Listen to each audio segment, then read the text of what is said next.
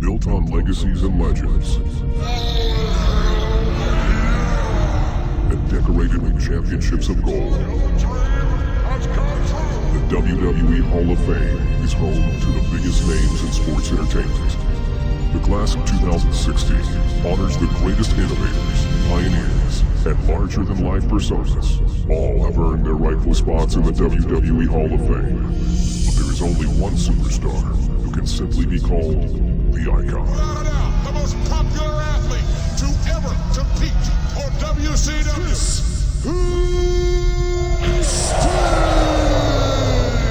The road to the WWE Hall of Fame began over 3 decades ago when Sting teamed up with another future WWE Hall of Famer, the Ultimate Warrior.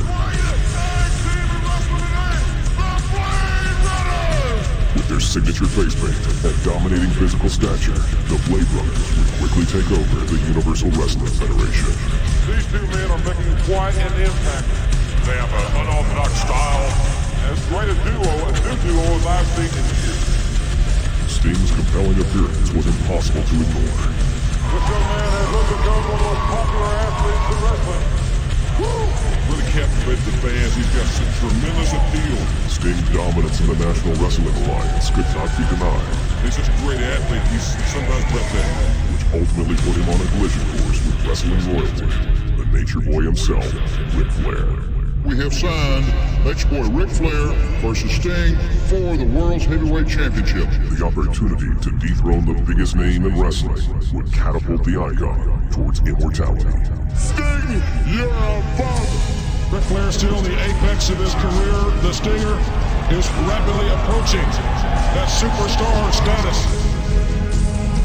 You thought that this punk kid couldn't take the Nature Boy? The Beastie Boy is fed up with your garbage! At the inaugural Clash of the Champions on March 27, 1988, Sting would face Ric Flair for the NWA Heavyweight Championship. The electricity will not stop, ladies and gentlemen. You gotta feel those butterflies turn you, and you gotta get in the ring, and you gotta jump on the World Heavyweight Wrestling.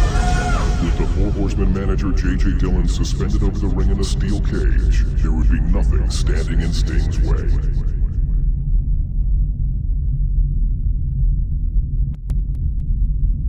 Following a breathtaking 45-minute battle with the Nature Boy, Sting's popularity skyrocketed to new heights.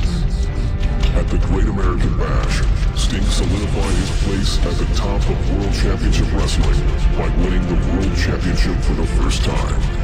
The man called Sting became the franchise of WCW and proudly waved the company flag all throughout the 90s. The arrival of the New World Order signaled the dawn of a new era in WCW. Gone were the days of neon colors and smiles. Sting had to evolve and adopted a new look and a new attitude in the war for WCW's soul. Following a dominant run as a unified group, the NWO split into rivaling factions, NWO Hollywood and the NWO Wolfpack. With both groups vying for Sting's allegiance, the franchise made his decision known on WCW Monday Nitro. He's with the Rock and Red, there's no doubt about that now! No longer a silent warrior, the Red and Black Sting had a career resurgence with his newfound alliance. However, the unfortunate drawback to having new friends is having new enemies. Sting, you are so stupid! I've waited a long time for you! People have dreamed about Sting and the Hitman forever! In Halloween Havoc, you will get the opportunity to step in the ring with the excellence of execution. The Sharpshooter versus the Scorpion Deathlock. The Pink and Black versus the Red and Black. Bret Hart versus Sting. From Bad Street, USA, the fabulous Freebirds! The first original three-man tag team, the Fabulous Freebirds, revolutionized the world of wrestling. Michael Hayes, the charismatic Heartthrob. How many ladies am I sexy or am I sexy? Buddy Jack Roberts, the technician.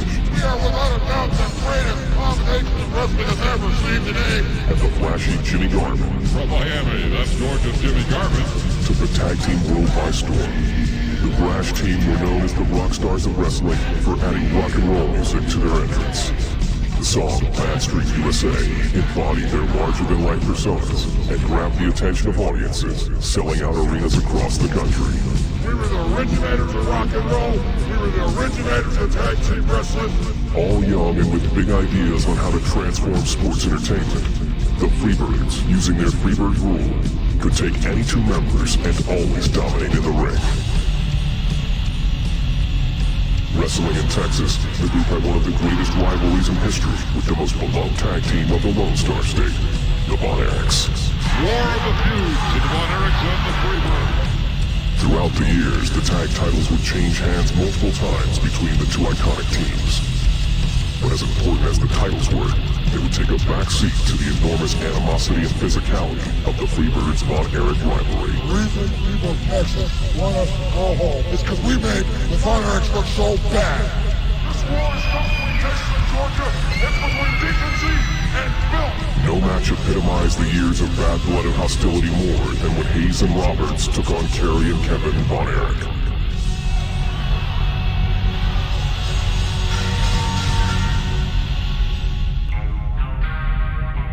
The Von Erichs were just the beginning. Following a legendary rivalry, the Freebirds became one of the hottest draws around. The world took notice, and the fabulous Freebirds landed at World Championship Wrestling. I'm back. World Championship Wrestling is here. It's going to be exciting. Better stay tuned. The official edition of longtime friend Jimmy Jam Garvin would propel the faction to new heights. Heaven don't want us, and Hell Supreme will take over. Sold out arenas, revolutionary ideas, and above all, classic matches. It wasn't long before the Freebirds earned a championship opportunity. Baddest boys on the block. And at the turn of the decade, discovered a new look We've always looked F-I-N-E-5. and new level of stardom. We're coming to embarrass you in front of the biggest audience ever.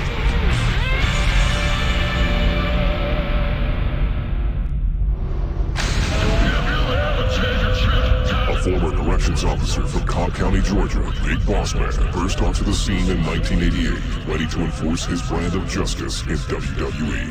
Big Boss Man, is the law, is the order. With his mix of power and agility, Big Boss Man formed a human bulldozer that many struggled to stop, thus earning his reputation for being a bruiser you didn't want to mess with. Big Boss Man continued to find success, making him one of the most popular superstars in WWE.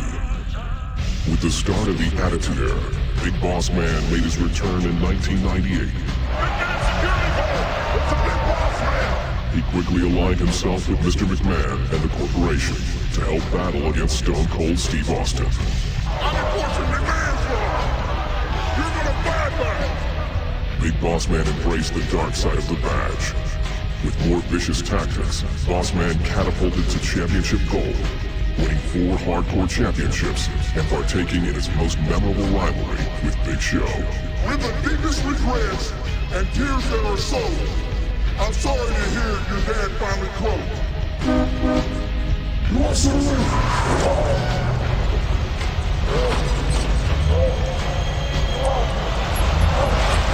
After winning the WWE title at Survivor Series in 1999, Big Show sought to seek revenge on Big Boss Man for his horrific acts against his family. Will Boss Man continue to humiliate Big Show and his loved ones? Or will Big Show finally put a stop to Boss Man? During the early 90s, this Dallas native would begin her ascent to stardom by competing in the USWA. Please welcome Big Picture. After winning several women's championships in USWA, she would explode on the national scene in WCW as Jacqueline. bringing along a unique physical nature previously unseen in sports entertainment. This is the real deal. In the midst of rebuilding its women's division, WWE sought out Jacqueline, whose aggressive tactics would culminate in exhilarating matches with top-tier superstars, regardless of gender. I can be everybody, man or woman. Jacqueline, as tough as any female I've ever seen, she's a fierce competitor. Jacqueline would make sports entertainment history by becoming the first African-American to win the WWE Women's Championship. She did it! Jacqueline's won the women's title! Jacqueline's superiority would attract challengers, more specifically, Ivory, who wanted nothing more than to rip away Jacqueline's ultimate prize. Jackie, there's nothing more that I would love to do than to humiliate you in front of the entire world. You could beat me on my worst day. If you think you're woman enough, pay me.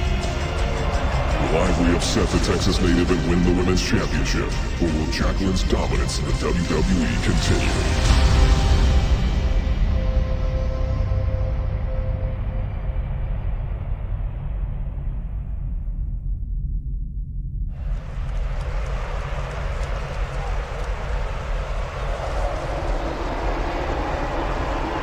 The Nation of Domination, a force to be reckoned with in WWE, with a member christened the Godfather for his authority and presence, until he heard a new calling.